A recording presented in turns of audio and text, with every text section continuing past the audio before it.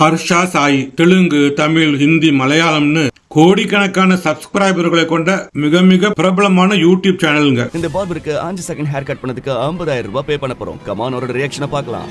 இந்த வயசுலயும் கஷ்டப்படுற இந்த ஆட்டோ டிரைவர் ஆட்டோல உட்காந்து 2 செகண்டுக்கு 20,000 ரூபாய் பே பண்ண போறோம். சோ கமான் அவரோட ரியாக்ஷனை பார்க்கலாம். ஆட்டோல இந்த வீடியோல கல்லு விக்கிறவரோட கனவை நாம நனவாக்க போறோம். మదర్ అయితే సాయిబాబా డివోటీ అండి. అవునా? పుట్టపర్తి సాయిబాబా అయితే ఆ డివోటీ అంటే ఆయన్ని ఇది చేస్తాం. అందుకే నా పేరు హర్ష సాయి కూడా. పేరు బాల్ వికాస్ దీనిలోనే.